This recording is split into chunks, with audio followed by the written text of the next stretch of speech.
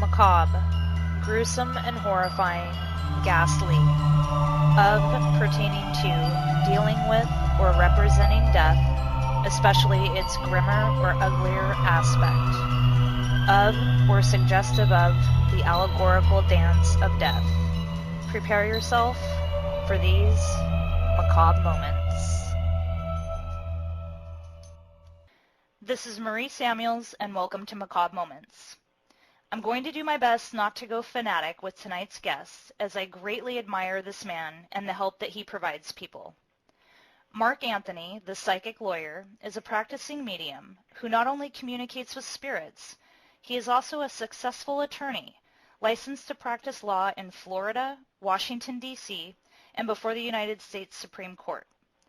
Mark graduated from Mercer Law School with honors, which included the study of law at Oxford University in England. He also studied mediumship in England at the Arthur Findlay College for the advancement of psychic science. Mark Anthony is a published author of the bestseller Never Letting Go, which is the definitive guide to healing grief with help from the other side. Please welcome psychic lawyer Mark Anthony. Well, thank you. It's really great to be here, and I've been looking forward to being on your show. I am so honored and thrilled to have you. Thank you so much for taking the time to speak with me. So let's start at the beginning. Tell us, how was it like growing up as a psychic, and when did you first realize that you had this ability? You know, I was about 3 years old when I started having the quote-unquote invisible friends, and you know, I didn't think it was weird because my parents didn't treat me like it was a weird thing because they both had mediumistic abilities. My mother was a medium, and so was my father. So they were very understanding, but they told me don't talk about it outside of the house because people won't understand. But you can talk about it to us all you want. So for me, it was safe and it was secure.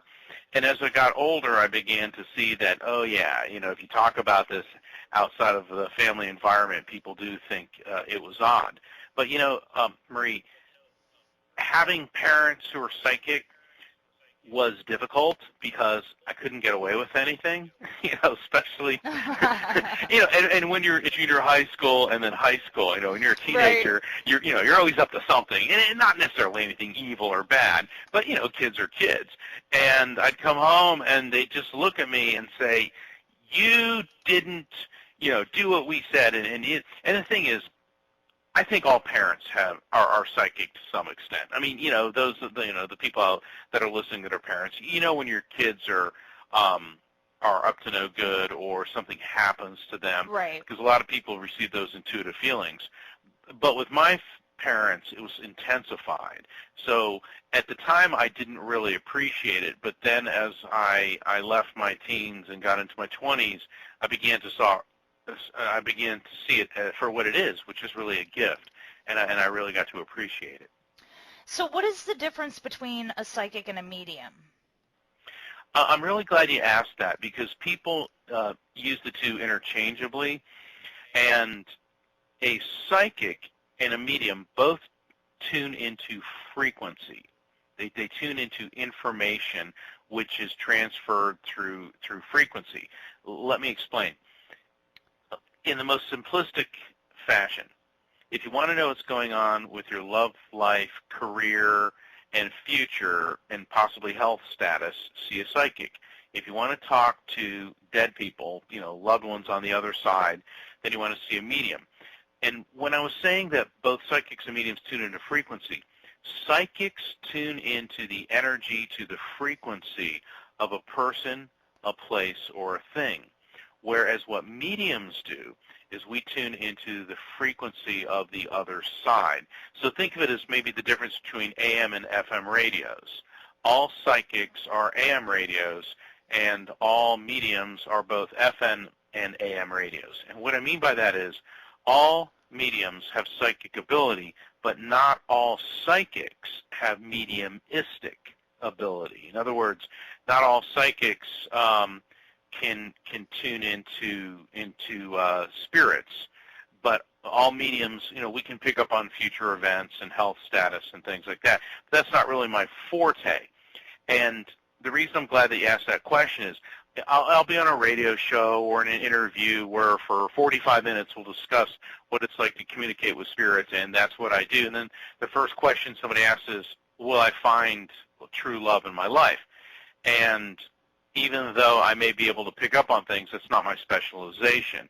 It's communicating with the other side. But you consider yourself both, right? Psychic and a medium.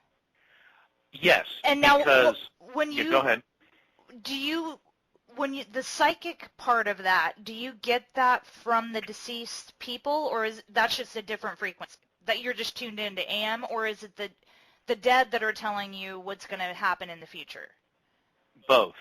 A lot of times I'll pick up on the energy of a person, place, or thing, and then other times during a mediumistic reading, a spirit may give insight as to an upcoming event or something going on with somebody.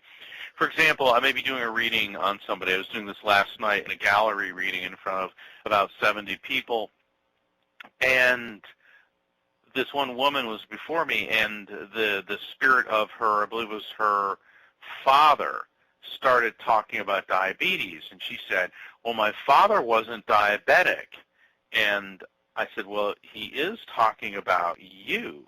She goes, well, gee, she goes, I can't even remember the last time I had my blood sugar levels checked. And I said to her, I don't diagnose or prescribe. So I'm not telling you that you're a diabetic, but this is the impression I'm getting. And when a spirit comes through and makes an issue out of diabetes and is focusing on you, you probably ought to go to the doctor and go get a blood sugar test. Find out. So the thing is, spirits can oftentimes give us insights into either a person's health status, love life, or even future events. Well, and it wouldn't hurt, to go in and have the blood work done. And what would it hurt? Well, unless you don't have health insurance, which I guess by law we're all supposed to by now. So that's a whole nother topic. But the thing is, one of the reasons I liked training in England is in Great Britain, British mediums are held accountable by law for everything that they say. And that's why in Britain it's basically illegal for a medium or psychic to diagnose or prescribe. Because let's say in a reading I pick up on broccoli, okay, and I say to the person, oh, I'm picking up on broccoli. You need to eat more broccoli. And then the person says, okay, and they go home, start eating broccoli, and then there's a chemical in broccoli that kills them. And what I'm picking up on in this hypothetical is that broccoli is the issue. It could be good, it could be bad. And I wasn't given enough information from the spirit to say if it was either good or it was bad.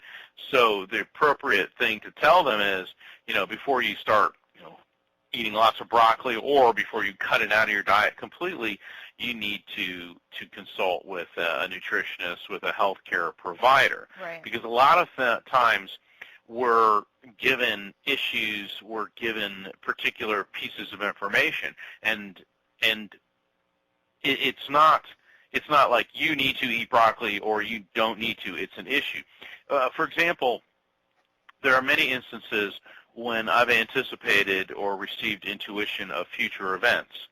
My mother, and I described this in Never Letting Go, she had a lot of foresight and the ability to see future events. The thing is, just because we can see a future event does not necessarily mean we can change the outcome of it. So there's always that dilemma that those of us who can perceive future events. And Marie, I don't tell people or broadcast the fact that, oh, I see future events, because that's not my specialization. Right. My specialization is spirit communication. But if a future event comes up, I will say to the client, well, this is what I'm getting, and it could mean this. So now, being a lawyer, some might consider being a psychic and a lawyer a conflict of interest. Do you? Not at all. Both careers are about evidence. As a lawyer, it is my job to present evidence and facts to prove my position and prove my case in court.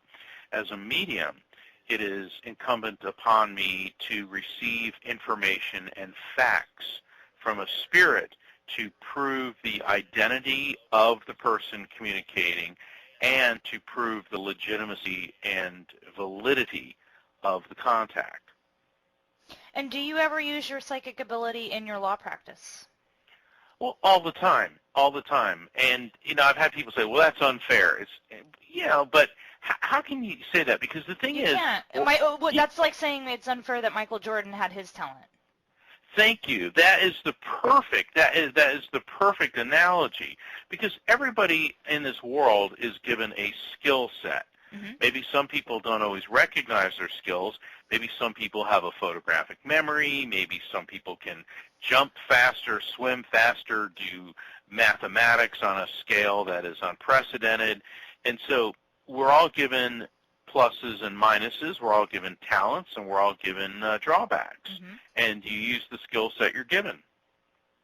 So have you ever communicated with spirits of people who have been murdered by your clients? I have had spirits that clients have murdered have come around. And that's always a very delicate situation. And what we tend to assume here in the material world, meaning our world, is that spirits are going to come across and go, yeah, go get him. He's the one that killed me. Spirits have a very different view of their death than we do. They look at death as a doorway, a portal, if you will, that was necessary for them to go through to get to this elevated state of consciousness on the other side. Whereas you and I can spend the rest of our lives mourning and being devastated about how a loved one died. Now, by me saying that, I am not for 1 nanosecond downplaying the seriousness of murder or the agony that the victim's family goes through when one of their loved ones is murdered. It's just that spirits perceive it differently because they go from being in this limited, finite human condition to an infinite, immortal spirit, and they have a completely broader perspective, and they see things about their death and about their new existence on the other side that we can't even begin to comprehend. But for those of us living in the material world, it can be excruciatingly painful and just crushing. Right. So in a nutshell, then, it was basically their time to go, and as crummy of a way as it was for them to go, it was their time. That's what it appears to be. I've had spirits tell me repeatedly that essentially there's a day that you're coming into this life and there's a day you're going out, and that no matter what, there's nothing you can do or they could have done about the day that they've gone out. And this tends to be very comforting to a lot of people who are suffering with guilt and remorse over the death of a loved one. For example, let's say somebody was in a terrible car accident and they're on life support, and the doctors are telling them that they're just being kept alive artificially, and now it's up to you to decide to remove life support.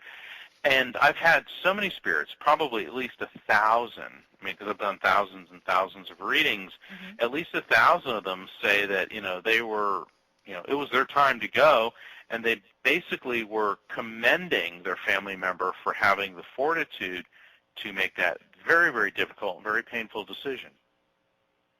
Wow. That's mind-blowing, but, I mean, it's just a fact of life. A sad or a fact of death, life. Or if you want to, well, yeah, that's a good way of putting it. It's a fact of life and a fact of death, and it's horrible when somebody has to make the decision to remove life support, and the medical profession tends to be very quick to make that decision. Shut them off, and it's like, pressuring somebody to do that is wrong. And most healthcare providers are very sensitive and very compassionate, but I've seen situations where it was very, very heartless. Just shut them off. Yeah, but that's not your mom or your dad or your child laying there. And Right. what if there is a glimmer of hope? You know, you Right. should always look to the light and look to the hope first. At least give it some time. And there's been stories of people that have been on life support for a year, 2 years, 3 years, and then come out of it. I'd hate to get that medical bill, but and there's no amount of money that would be worth getting that loved one back. You know what I mean? Exactly. Yeah. I wouldn't want that medical bill either. But on the other hand, I'd be rejoicing to get that medical Yes. bill. If it meant that my loved one's going to come back. But with people that are technically brain dead, when let's say 3 physicians come to the conclusion that the person's brainwave activity is nil, nothing is going on there, and that machines are artificially keeping their body alive by keeping the heart and the lungs functional, but there's no brainwave activity, then that person is, by definition, dead. And when you remove the artificial life support, that allows the body to expire. And so from a medical and a logical standpoint, that is, I guess, the right thing to do. Right. But from a moral and a human and an emotional standpoint, that's quite the controversy. Right. Yeah, because that's not what you want to do at all. You want them to wake up and come back. Right.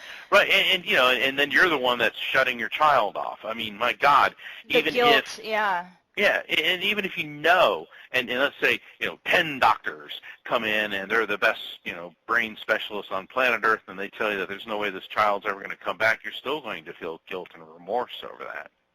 Right. Yeah, I'd hate to be in that position. Hopefully I never am. So, now when you see spirits, do they look like regular people? Generally, and they tend to, on the initial appearance, when they come in, they tend to look like they did prior to passing. So if somebody was, 95 years old, he or she will generally look that way. The interesting thing is when women have miscarried or extremely young children come through, oftentimes, and I write about this in my book, Never Letting Go, and it's been amazing the feedback I've gotten from women who've miscarried and lost very young children, how this explained things to them and how it really brought them comfort. I see their spirits, they look like stars, like bright stars of light. And I've wondered about that, because I've heard skeptics say, oh, right, like a little baby's supposed to communicate. But see, what the skeptics fail to and those people aren't skeptics, they're morons, because a true skeptic is somebody looking for evidence and understanding, whereas a moron, and I'm being facetious here, and I'm being, Right. but a closed-minded person who's made up their mind that, oh, yeah, this isn't real, how can a baby communicate? Energy is neither created nor destroyed, only transferred. Physics teaches us that. That is the third law of thermodynamics. Energy is neither created nor destroyed, only transferred. That's a law of physics. All the faiths, all the theologies in the world teach us that the soul, which is energy, the spirit, pre-exists the body, comes into the body is born, we have a material world existence. When the body dies, the soul goes on. So, just because a person died in utero or, shortly thereafter after a physical birth, that does not mean that their spirit is not an immortal, living, intelligent entity that can communicate. But if, let's say, this person comes in looking like they're 30 years old, we're like, who are you? So what the spirit does is project something to me or to what a medium is communicating with them that makes sense. And so I know that when I see like a bright star coming forth, that was a child that died in utero, or Shortly thereafter. Right. Yes. And when a spirit talks to you, do they sound like a living person, like you're hearing my voice now? It varies. spirits communicate the way they did when they were alive. In other words, if they're like real talkative and real gregarious type of people, then they're going to communicate in that fashion. If they were shy and understated and kind of withdrawn, they're going to be more subtle. If they're artistic and conceptual, I may get more conceptual things. If they were real engineer types, I may get more technical type of concepts. But it's not like hearing your voice or my voice. It's more like thoughts and feelings come into my head. And very often, though, I'll get complete sentences and complete concepts that are unique to that person that the recipient of the message can understand. And that's your evidence. Yeah, that's part of it, yes. Right. And what's the other part? Well, I'll see things, hear things, and feel things. I may see things about the person, physical characteristics. They may show me objects and things about them, or they may talk about things going on with you. Many times I'll have a spirit come through, and I'm trying to think. Something happened recently. I'm talking about oysters. And the client goes, well, that's weird, because last night I went out to dinner at the seafood restaurant, and I ordered oysters. And they're like, well, gee, that's really strange. Well, no, it's not, because what the Spirit's letting you know is that he or she is aware that you were of what you're doing and that you went out last night and had oysters. Right, that they're with you. But they're with you, exactly. Or I may hear something. Last night during a gallery reading, I started hearing a song. It was a children's song, and I started humming it and singing it. And people get a big kick out because I tend to get a lot of music, and I'll start singing songs and all this. And I always tell folks I'm not trying to do cosmic karaoke to entertain you. It's just that songs come to me, and I start singing this little kid song, and sometimes I feel foolish. I'm up in front of 100 people or so, and the woman started crying. She goes, "Oh my God, my husband and I," and it was her husband was communicating, he used to sing that to our children. Aww. So yeah, I'm getting the music, and then with feeling things, I can feel emotions, but I most oftentimes, feel how the person died, and that can be very upsetting to people. It's a fascinating experience, and it's funny when I see some people get all alarmed, like, "Oh my God, what you're going through." It's not that I'm feeling, in other words, I'll feel sensations that can indicate like cancer, a heart attack, drowning, shooting, stabbing. There's all different types of sensations that I get, but there's no physical damage to me. It's merely a sensation. Not pain. Well, sometimes it can be painful, but I've learned how to control it. I remember one time when I started doing this in earnest, professionally, and all of a sudden I felt my head coming apart and this searing wave of pain in my right temple, and I was describing it to the gentleman, and he said, "Oh my God, that was my uncle. He shot himself in the head." Oh.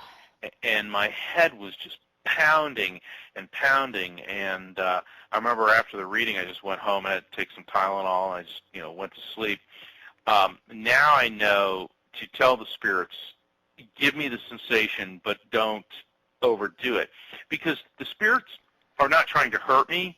They're trying to work with me, and when you get more experience with them, they know how much pressure to give you to let you know what that is, as opposed to the full blast impact, if that makes sense.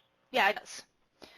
So we've all watched the paranormal reality shows, and they say things like, "I feel a spirit." How can someone feel a spirit?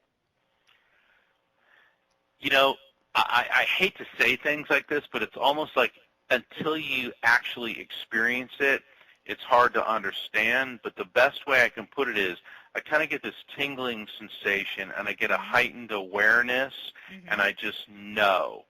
That there's a discarnate intelligence, in other words, a spirit communicating with me. But I'm also very disciplined. I guess it's, from being a lawyer and being a Catholic and going to Catholic school. My life has been like a Spartan discipline from age, 4 onwards. And I let the spirit world know when I'm doing this and when I'm not doing this. And if I'm not doing this, I want them to leave me alone. And it's not that I'm being rude to them. It's that when I open up and turn it on, I believe that it improves the quality of the contact, because then they're going to come in and they know this. But that also doesn't mean that if there's a spirit that really wants to get a message through to somebody, that they're not going to Try. to try. One of the funniest examples of this, I was at home one time, and a friend of mine came over, and we were talking, and I said, I need to go buy a purple sweater. And he goes, what? I go, because I was going to New York City, and I live in Florida, so I've got 3 sweaters, and I said, I need a purple sweater. And there's this one store I know, and they sell the type of sweaters that I like. So we go there, and lo and behold, they had one purple sweater, and it just happened to be in my size. I go, oh my God, this is it. And the guy's going yeah, we never saw purple sweaters. He goes, why do you need a purple sweater? And I said, well, I'm going to New York. He goes, why are you going to New York? I go, well, I'm a psychic medium, and I explained that. He goes, oh. He goes, I've always wanted to talk to a psychic medium, and before he could say because, I go, because your mother wants to talk to you. And his mother came through, and I gave him this reading, and this, he's this big burly guy, and he's crying like a little kid, and he goes, my God, I needed to hear that. Mm-hmm. And the fascinating thing about this, on one hand, it's funny because of the whole purple sweater thing, but on the other hand, he was so depressed over his mother's death, he was contemplating suicide. She sent you to get that sweater to save his life. Yeah, and I didn't know this guy from Adam, and I'm at home, and I had to drive several miles to go to this place, and so I am firmly convinced that a spirit is going to get a message through to somebody here one way or the other. They're going to do it through subtle contact. You may smell a familiar scent. You may turn on the radio and there's a song that makes you think of them. You may find pennies because they're directing your attention to these things. Or if there's a more direct conduit, which would be someone like me, a medium, they are going to make sure that I am in close proximity to that person, and they're not going to give up until they get a message through. And I always think that's kind of cool. Some people go, ooh, that's creepy. I don't look at it as creepy. I look at it as it's beautiful. An honor. Yeah. Yeah, it's beautiful, and it's an honor, and and it's very humbling because there's times it's like, well, why me? And then the response, well, why not you? It's like, okay, all right, I'll take that one. Right, exactly. That's an awesome story. That is just amazing. So now back to the legal part of it. How can being a medium and attorney help a drug addict or an alcoholic? In my book, Never Letting Go, I think I give one of the best examples. I was doing a client conference. This guy named Tim came to see me. And Tim is a surfer, and he comes in and sits down in my office, and he's going on and on. And he just got arrested for drunk driving, and he said, well, and I'm looking at his rap sheet, and it was like, okay, had this drunk driving about 6 months earlier. We had a arrest for marijuana. About a month before that, we had disorderly intoxication, and then before, like a month or two before that, everything was clear for his whole life. And I started picking up on a female presence around him, and I said, who died? And he looks up at me, and he goes, what? I go, somebody died, and I could see this woman on a mother level, and he goes, my mom died. And he goes, and since she died, I've totally lost it. I can't keep it together, and I started drinking, and now I'm getting in trouble. He was self-medicating because of, yeah. Yeah, and the thing is, I'm looking at his mother, and then he's looking at me, and he's looking over his right shoulder, and he's looking at me, looking over his right shoulder, looking at me, looking at his right shoulder, and he goes, what are you looking at? And I realized I was kind of went into my zone where I was listening to his mother, and then he looked me right in the eyes, and he said, you see things other people don't you? And it was at that moment I realized, this guy had mediumistic ability, but he didn't understand it, and that was compounding his confusion and his pain. He goes, I feel my mom around me all the time. And I said, well, let's assume that she was here. And he's looking around and he goes, she is, isn't she? And I said, well, you need to get a handle on the drinking. And so I kind of did a mini reading on him, and I got him into counseling. But what I found was, because when you get convicted of DUI, they make you go to the drug and alcohol counseling, which is excellent. But I made him do on his own grief counseling because that's what he needed. Right. He wasn't necessarily an alcoholic. He was, as you perfectly stated, self-medicating to dull his pain. And by getting him into grief counseling, he began to deal with his issues. So in his case, his grief led to him committing crimes. Now the problem with that, and I've seen this hundreds and hundreds and hundreds of times, is that the grief can lead people to commit crimes, and then those crimes can inflict grief upon other people by when they commit murder, DUI, manslaughter, or impulsive and angry behavior. Or grief on themselves because they're doing, they get caught, they go to jail, and it turns into a vicious cycle, and then they get out of jail, and then they go out on a court date, and they do it all exactly. again. Yeah, grief is a terrible thing, and you can't outrun it, outsmoke it, you can't snort it away, you can't have enough sex to make it go away. I tend to think women are better at processing and embracing their emotions than men are, because men are taught to suppress their feelings. Right. And the thing is, if you try to suppress it, oh, dude, don't think about it, don't be a wuss, dude. Yeah. Well, it's going to emerge in other ways, such as impulsive, aggressive, predatorial behaviors, or in the form of alcoholism or drug addiction. So the best thing to do with grief is to confront it and get through it. And it's not easy, but let me tell you, the alternative is much worse, because you're still going to be grieving, except now you've killed somebody because you're a drunk driver, or right. You're sitting in jail because you got caught doing some really dangerous drugs. Yeah. So, oh, man, this is so cool. You're just blowing my mind right now. But you always do. I've watched a few of your testimonials on YouTube, and your abilities are just so impressive. And in fact, I have my own testimonial that I wanted to just touch on really quickly. You are a frequent guest on Darkness Radio, and you do mini readings when you go on Darkness Radio. And I called in one night and got a mini reading from you. And you were talking to a friend of mine that had passed. And you were nailing it. Everything that came out of your mouth was completely accurate. But there was one thing you said. He's telling me February 1 for February 14th. It's important, and I couldn't figure it out. I didn't know what you were talking about. And you said it will come to you later. Trust me, it will come to you later. And about 20 minutes after I got off the phone with you, it hit me what he was referring to, and it actually was a very important date between him and I, even though we were friends. We weren't, we didn't date or anything. In fact, February 14th, he wanted to make a special dinner for his girlfriend, and he wanted an honest test subject. He was making manicotti for the first time. So he asked me, he said, if I make this manicotti and you taste it, will you be honest and let me know if it's good or not? Because I want to make it for her for Valentine's Day. And so he made the manicotti, and I ate it, and it was so delicious. It was the best manicotti I'd ever ate in my entire life.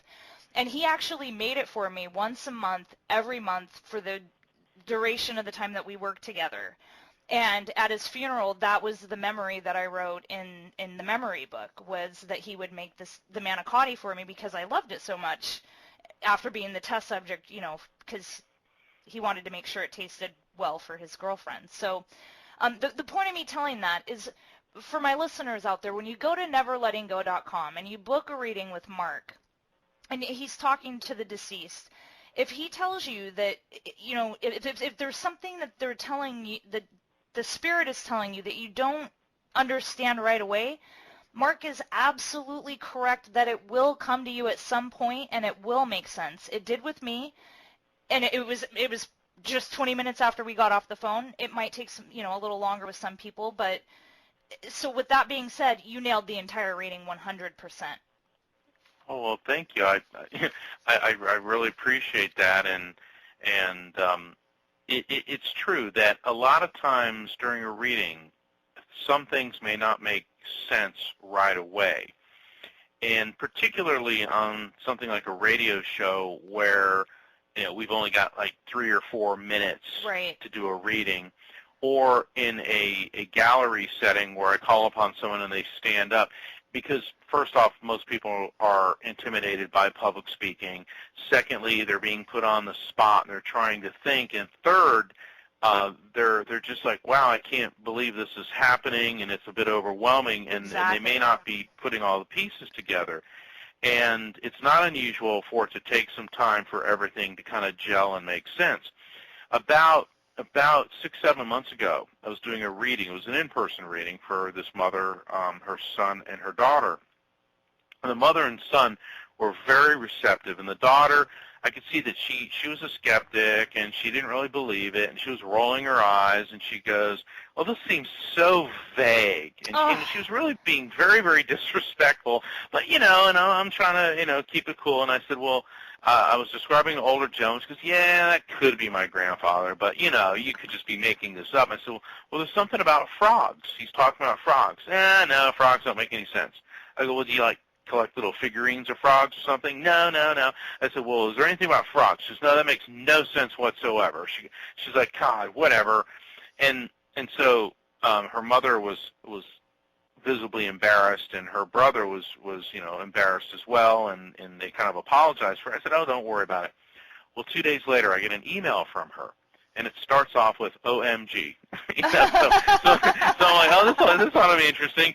And she said, the night after the reading, I was sleeping, and I was at my mother's house visiting, and I felt something on my back, and I woke up. It was in the middle of the night, and this big frog was on my back. Oh, my gosh. And I started screaming, and the frog jumped off and was on the floor. My brother ran in, and my mother ran in, and we were looking around, and all the windows were closed, all the doors were closed. We have no idea how this frog got in. And my mother said, see, that psychic told you something about frogs, and now you better call and apologize to him. And she's like, please, Mr. Anthony, please don't send any more frogs. And I emailed her back, and I said, I don't inflict biblical plagues of frogs and locusts upon people. I said, all I am is a conduit. And your grandfather was talking about frogs because he was going to give you a sign. Well, now she's turned into like my biggest fan, and she's always on Facebook, and her grandfather's spirit obviously knew that she needed to believe. And when I say believe, that doesn't necessarily mean believe in what I do, but believe that there is an afterlife. And so he sent that frog as a sign. Now, people say, well, oh, he must have turned into a frog. No, people don't turn into frogs or butterflies or dragonflies or birds or whatever. But a spirit, being pure energy, is capable of influencing and directing, let's say, something of a, I don't want to call it a lower form of life, but let's say a different form of intelligence. Right. And I firmly believe that that's what happened, because I do not believe in coincidences, particularly that night when her grandfather was talking about frogs, frogs, frogs. And the thing is, Marie, I have so many stories along these lines. That one just happened to be really funny when she's like, don't send any more frogs. And it's like, no. I didn't say that. I'm not a witch doctor. I'm not a witch doctor, and I wouldn't know how to send, frogs and locusts. And even if I did, I wouldn't. But the thing is, it gets into, just because I can see something doesn't always mean I fully understand it, because it isn't about me. It is about the person receiving the message. I am just a conduit that the information is transferred through, and it is my job to do the very best I can to receive that information and interpret it as accurately as possible. Spirits are never wrong. What might be inaccurate is the interpretation of the information. In that context, I didn't understand the significance of a frog, but boy, the client sure did. Yeah. I would imagine so. Waking up in the middle of the night with a frog on her back, that's classic. Wow. So now, is this an ability that everybody has, and we just don't know how to utilize it? I think that everybody has the ability to have a mediumistic or a psychic experience. Everybody can pick up on the presence of a spirit or even see a spirit. And all the women I know have intuition to some extent. And pretty much every guy I do, just men, don't want to admit it because it's an emotional thing. But no, they call it the gut feeling, right? Gut feeling, yeah, gut feeling or instinct. Yeah. It's funny. I was talking to, actually yesterday I had a discussion with a retired Army general, and he's actually very open to what I do. And when I started talking about instinct, boy, he was like, yeah, that's what it is, because these are feelings that we get. But everybody is capable of having these experiences, but this doesn't mean that everybody is a medium.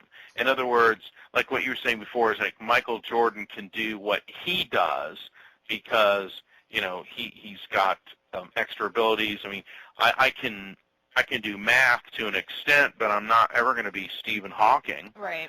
And, I can swim, but I'm never going to be Michael Phelps. Right.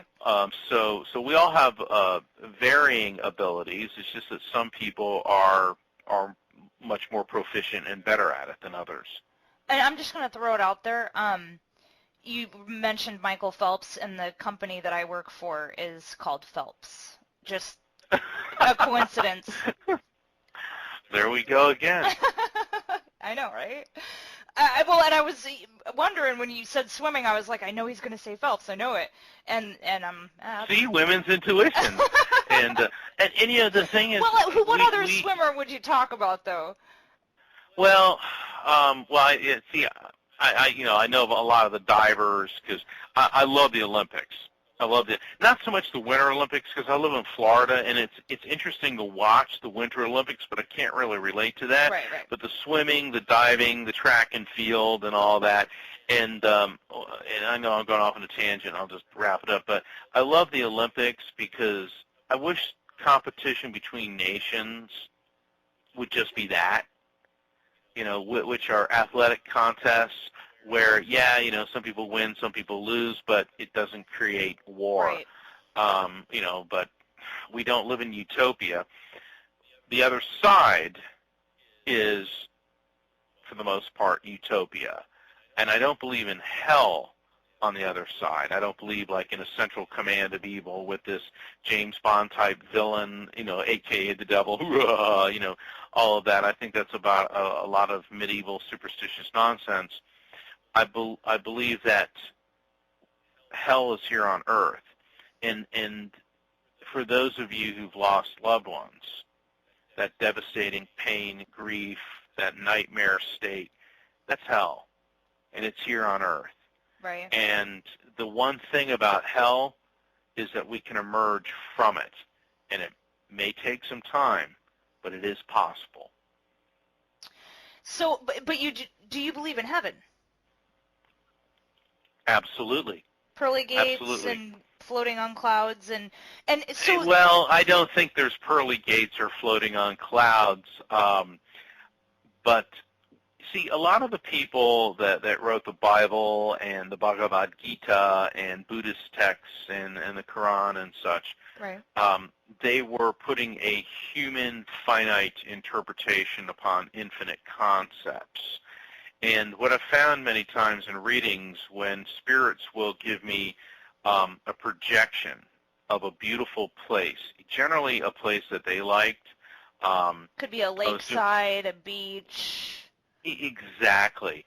And what I think that they're doing is they're giving me a point of reference, something that you and I can understand that represents peace, beauty, serenity, something absolutely wonderful.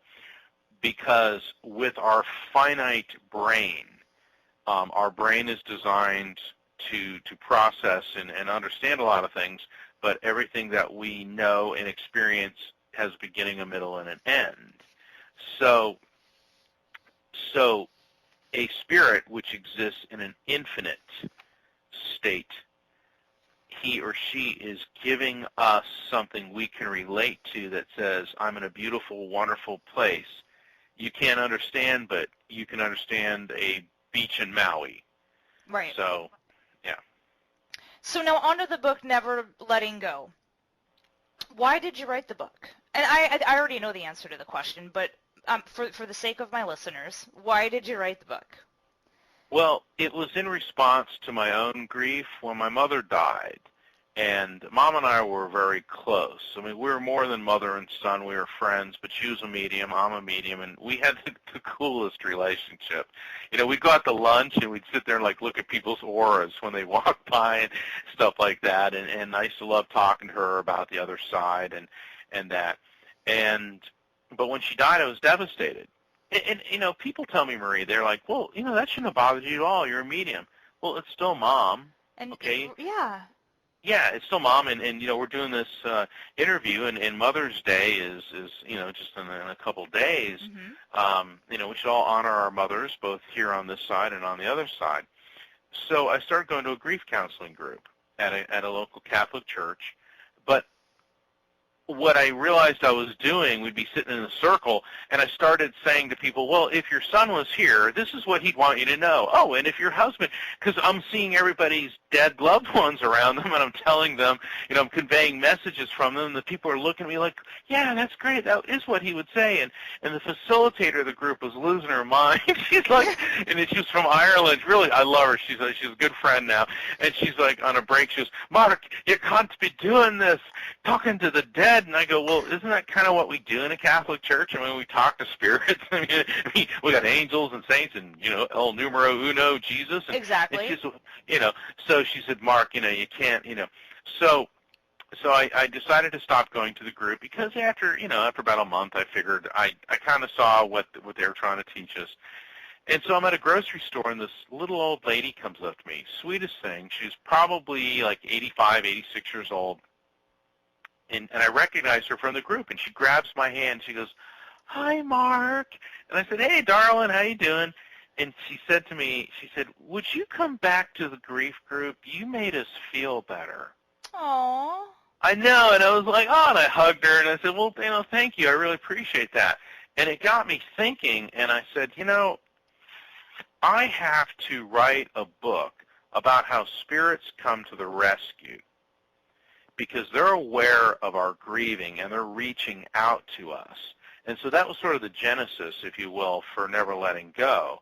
And never letting go means you must let go of the sorrow and the agony of the death of the person, but never let go of the love you have for the person. Right. Because where I disagree with a lot of grief counselors, you have to let go of the person. Well, first off, you're not going to. So why create this, you know, Kobayashi Maru unwinnable scenario where you're never going to let go and then feel bad because you're not? What you need to focus on is not get so wrapped up in the fact that they died, which is terrible and all, okay? You need to let go of that pain and agony, but always love the person who has passed. And so Never Letting Go is a guide on the journey through grief, and it will teach you about how to recognize when your loved ones are in spirit. And, you know, Marie, it's been so humbling to see how this book has changed so many lives all over the world. Publishing a book is not easy. Dealing with a publisher, particularly mine, can oftentimes be a very adversarial and difficult and arduous process, and people telling you no, and you have to slamming change doors this, in your and face, you have to take that, and then you pitch the book to several other publishers, and they're like, no, and it's a lot of agony. And there's so many times I was like, oh, I should never have done this. It wasn't worth it. And then about a month after Never Letting Go was released, I received a letter in the mail from Australia, of all places. And there was a woman who said she was going to commit suicide until she read Never Letting Go, because she had been so overcome with guilt and remorse over the death of her own mother. And I remember reading that, and I said to my family, I said, you know, if I only sold this one book, it was all worth it. But then the emails, the letters, I mean, to date, I've got almost 1,000 letters from people that have told me that they were going to commit suicide until they read Never Letting Go. And, it is so overwhelming and so humbling to think that my perceptions and my words and my counseling have impacted people all over the world. And that's the reason Never Letting Go needed to come into existence, because it combines evidential mediumship with theology and with philosophy, but also real world common sense. Because I'm not an airy-fairy psychic that Right. Oh yes, and blah blah blah and the tie-dye. I'm not that type of person. I'm a lawyer, so I present evidence and facts and logic in addition to theology and evidential mediumship. And the book has made a huge difference in so many people's lives. And all I can say to everyone who's read the book and to the people who are going to get it, thank you. And all I can say to God is thank you. Right. Yeah.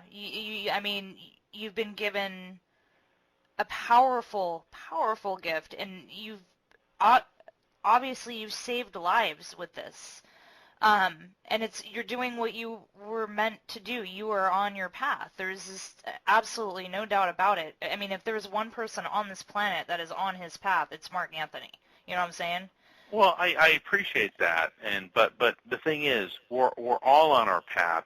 It's whether or not we realize it. And the thing is, I had to kind of be beat over the head by my mother dying to realize that I needed to write this book and then use my abilities, because I've been a medium my whole life. But I remember meditating and my mother stepping forward, and she said, "You've been given the gift of mediumship so you would not be crushed by grief, but now you must use it to help those who are suffering with their grief." Well, if that isn't a calling, I don't know what. And I pity and I forgive the religious fanatics. I don't call them Christians, because Christians don't judge and cast the first stone, but religious fanatics do. Oh, you're dealing with familiar spirits, and this is evil and the work of negativity. And it's like, really? Tell that to the parents that I've connected with the spirits of their children, who let the parents know that they're in heaven. Yeah, tell me that's the work of evil. Or the people who are going to commit suicide who now realize that they shouldn't. Or, the elderly woman whose husband of 57 years died, and she couldn't even want to get out of bed, and now she realizes that, her life does have meaning and purpose. And the way I look at it isn't because of me. It's because of God. And I look at the gift, ability, whatever you want to call it, that I have as not something that belongs to me, but rather I am the custodian of it, and that it's incumbent on me to use it. It's like somebody like Mother Teresa having a huge capacity for, and I'm not comparing myself to her, but she's such a good example of this tremendous gift of compassion. Well, she could have taken her talents and put them into something else, but that's what she did. And Marie, what you're doing, you have a radio show, you have a forum, you have a vehicle to reach thousands, if not millions of people. Well, you made a decision to do this, but you didn't have to. No, So you're right. we all have a path. It's just sometimes you have to sit and open yourself up to what it is, and you'll find it. It's so crazy that you're saying this. I've been struggling recently about giving up my full-time job and trying to write a book. And logic is telling me, no, you cannot quit your full-time job. You need the income. You need the medical. You know what I mean? But Well, and you do. You do. But if something's important enough, you'll find the time to do it, because I've written 2 books now. My next book, Evidence of Eternity, is going to be released in early 2015. And, both books are written. I was also full-time employed. It's not easy to do, but yeah, like doing the podcast with the full-time job. It's not easy, but I'm doing it. Right. But then to take on the task of trying to, write a book on top of that, it's writing a book, it's just a lot of work. Yeah. The second book is easier than the first book because you kind of know what you're doing second time around. And the funniest thing is, remember when we were in school and in English class, they used to make us do outlines? Remember, outlining for a book report or outlining something? I never realized how important an outline was until I tried to write a book. I remember learning it in grade school thinking, oh, this is ridiculous, I hate this. But you have to be very, very organized, and you have to know where you're going, and you also have to be flexible enough to know when to rewrite and to modify things. So, right. And you'll develop your own process. Everybody does. Right. Yeah. Well, so what at this point, I'm going to. It's like you said. I'm going to make the time to do it. An hour a day. I come home from work, type for an hour. I could have a book done maybe in a few months, and then get it published. See if it does well, and if it does, then I can quit my job. You know what I mean? But yeah, the path I'm on now. Well, I wouldn't call it the path. Where I'm at now is not where I'm supposed to be as far as my career. I really think that I'm supposed to be out there dealing with the paranormal, dealing with the deceased, explaining to these hard-headed people out here, the closed-minded people that you referred to, that they're wrong, and to get it through their skulls that there are dead people around. Your loved ones are there. They're there with you. They're watching you, and I don't understand how it's such a hard thing for people to wrap their mind around. And we seem like the minority, in the paranormal and ghost hunting and UFOs and all that. We're the minority. There's not a lot of people that are really into this whole deal. It's changing. It's changing. 30 years ago, mediumship was looked at as charlatanism in the province of kooks. And now, I was just on CBS in Houston. I saw that. Well, you've been on a few news programs, yeah. Oh, several. Yeah, I've been on ABC, NBC, CBS, CNN, Fox, as an expert in the paranormal. And it's funny because people are saying, "You've been on Fox." Well, yeah. Even though it has a reputation for being conservative, you'd be surprised that it doesn't matter what side the political fence people are on. I have done readings for people that are ultra-conservative Republicans and people that are ultra-liberal Democrats. It doesn't matter. I've done readings for Hindus, Muslims, Jews, Christians, Shintos. It doesn't matter. The people are beginning to understand that there is so much more to this existence than what we call the material world or our physical lives.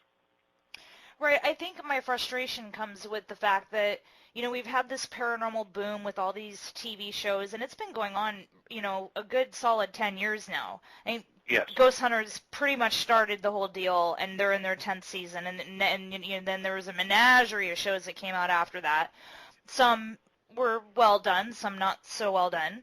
But that aside, we're 10 years into this now, and I guess I'm just frustrated that there are still so many closed-minded people. I tell people that I do this podcast and I do paranormal investigating and I've got business cards and I hand them out and they all look at me like I'm insane. And that's their problem. Well, and I know that. That's their problem, and you can't worry about that. I wish I had $1 for everybody that scoffed at and insulted me. But that's their problem. Whether or not you believe Jesus was the Son of God, I do. or, the Messiah, there were people standing in the same room with Jesus that didn't believe him. In fact, the ones that condemned him to death. You took the words right out of my mouth. You took the words right out of my mouth.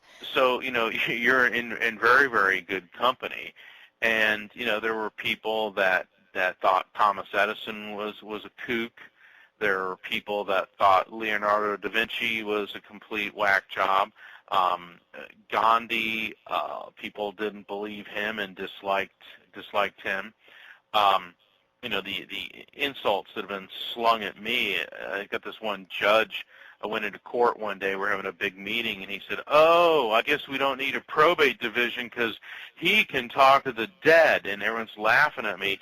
And I know that the judge is a religious fundamentalist who, by the way, uses his courtroom to conduct Christian prayer meetings on Thursday afternoon, which is a violation of of separation of church and state. And of course, he should know better. And everyone's laughing at me, and I said, "I like you Christians." No, I said, "I like your Christ, but I don't like you Christians because you don't act like you're Christ." He goes, "How dare you say that to me?" I said, "Well, actually, Gandhi said that." And he just stopped in his tracks. So, Gandhi was a lawyer?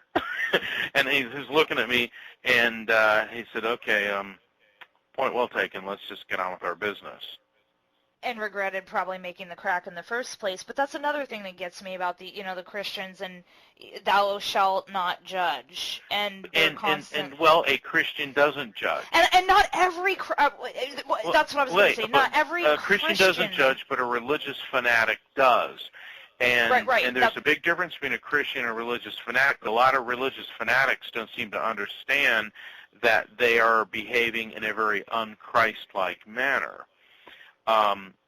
So it's frustrating putting up with these people, but we have to forgive them, for they know not what they do. I'm glad you said that to me. Thank you for that. Oh. Thank you. Because it's really been bugging me lately. I'm just like, ugh! Well, the more you do it, the more you're going to receive that type of negativity.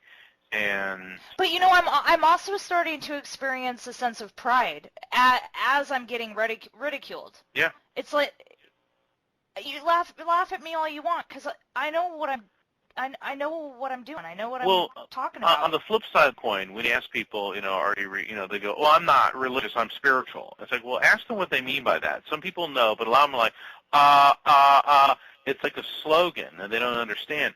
And then I get really annoyed with mainstream media, and I've said this in a number of interviews, when they'll talk about like some Muslim terrorists, like bin Laden or al-Zawahiri, and they talk about their spiritual advisor. And I said, well, hold on. That terrorist does not have a spiritual advisor.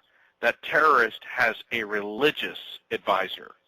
Because spiritual people do not blow up buildings and murder women and children and do not commit acts of violence. Spiritual people embrace the light and peace and love and understanding. The people who do that under the pretext of a belief in God are religious fanatics. And religious fanatics, whether they're Christian, Muslim, Mormon, Jewish, Hindu, or whatever, they're all the same. They're ego-driven personalities who are seeking a moral justification for their own ego-driven agendas, and they wave the banner of a religion around and say, "Oh, well, God told us to do that." God didn't tell you to do this. Your ego, your selfishness, your self-centeredness told you to do that, and there's nothing spiritual about it. And so that's been one of the things I get on a soapbox about with the media is stop referring to these Islamic religious fundamentalist whack jobs as spiritual advisors. Because I know a lot of Muslims that are they're horrified by these acts of violence. Right. And that's not Islam, and nor is someone like Pat Buchanan, okay, a Christian. He's a religious fanatic who has a bully pulpit that he gets to judge and condemn people from. And this very sad thing is, it's exactly what Gandhi said. I like your Christ, but I don't like you Christians. You act so unlike your Christ.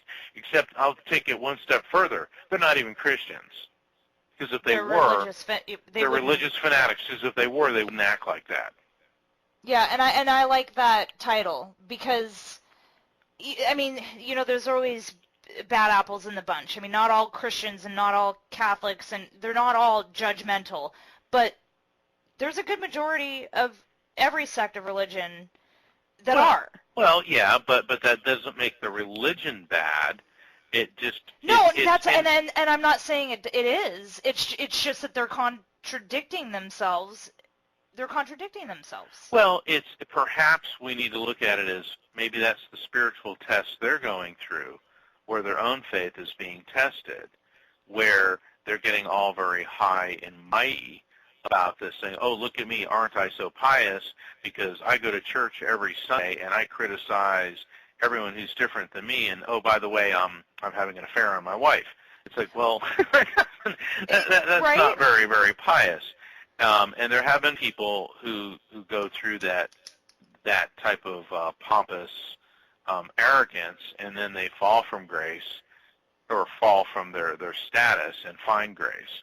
So, you know, everybody's on their own spiritual journey. Whether or not they learn from it, well, that's up to them. You're right. And most of them don't seem, well, I guess I can't say that because I don't know what happens after I have my interaction with them. So hopefully you know what, you do your job, you be professional, and that's the best you can do, because the thing is, wars have been fought over religion. People get crazy over religion. And what I try to tell people is that God exists in spite of religion, not because of religion. Religion is created by human beings. Yeah, exactly. Yeah, exactly. And I think that's maybe what really gets under my skin the most. But we're not here to talk about religion, so I'll get off my soapbox now. Please tell my listeners where they can go to get your book, Never Letting Go. Never Letting Go is on sale worldwide at all fine bookstores, independent bookstores, and Barnes & Noble. It's so funny when people say, well, I went to Barnes & Noble, they'll email me, and I just couldn't find your book. Well, then go to the customer service counter, and they'll order it for you. Okay. That's funny. Well, I know. They email me. It's like, well, that's why they have customer service, and it's funny because a lot of people don't seem to understand that. Yeah, they'll order for you, because Never Letting Go is on sale in every country in the world that speaks English. So it's on sale in the U.S., Canada, UK, South Africa, India, Australia, New Zealand, Singapore, Malaysia. Half a dozen African countries, the Bahamas. I mean, it's on sale everywhere. And you can also go to my website, neverlettinggo.com, and that'll take you, if you click on the Amazon logo, it'll take you right to Amazon.com, and you can order it from there. So Never Letting Go is very accessible to everyone. It's on Kindle and as well. Oh, that's good to know. Yeah. And then they can also go to Never Letting Go to book a reading with you as well. That is correct. You go to neverlettinggo.com. There's a tab at the top of the page that says Schedule a Reading with Mark. And please, as it instructs you, it'll say read this entire page. Because what happens is people go right to the form, start asking all these questions, which 99% of which are answered on that page before you fill out the form.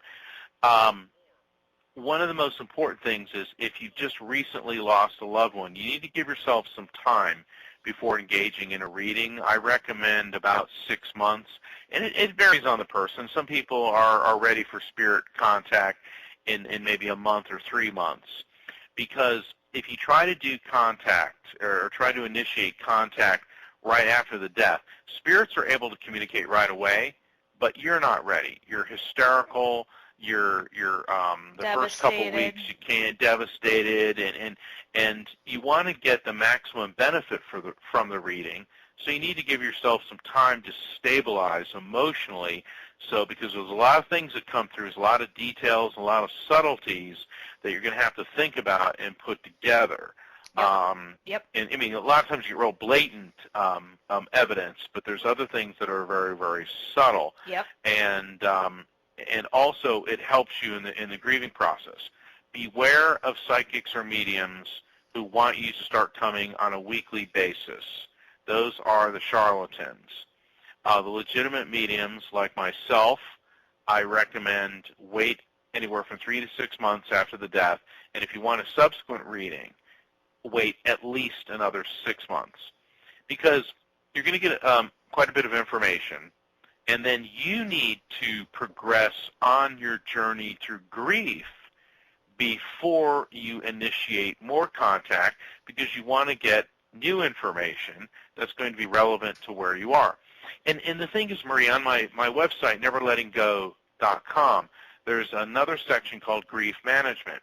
And it will give you positive ways of coping with grief, using spirit contact as a tool. And if you know somebody who has a loved one who died and you don't know what to do with them, there's advice there for you too. What to say and not to say to somebody who's lost a loved one. Don't tell somebody, oh, you're young, you'll find somebody else, or, gee, you can always have other children, or, well, you know, she's in a better place. Those are some of the things not to say. It's better to say things like, I don't know what you're going through, but I'm here for you. Or if you knew the person who died, say, you know, one of the things I always liked about your dad was, and then tell a nice story or a funny story, or sometimes just a hug is appropriate. Mm-hmm.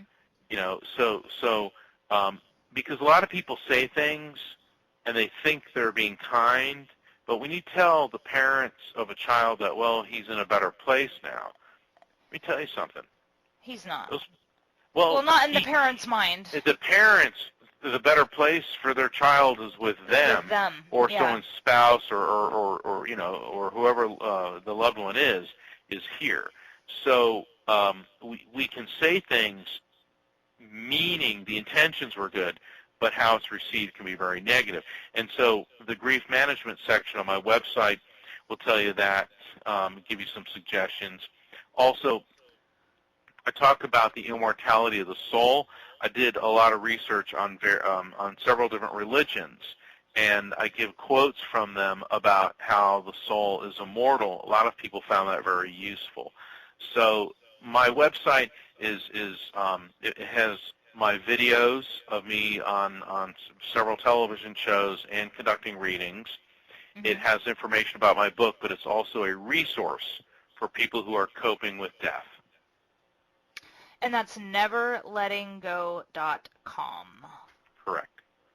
Mark, I can't thank you enough for taking the time to be on Macabre Moments. This has been a real highlight for me. Well, thank you. It's been a pleasure, and to all the listeners, keep tuning in to Macabre Moments. Woohoo! We're gone!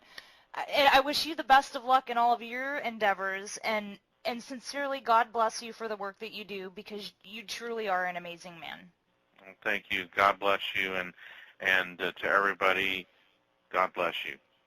And my parapeeps, thank you for listening, and until the next episode, stay scared.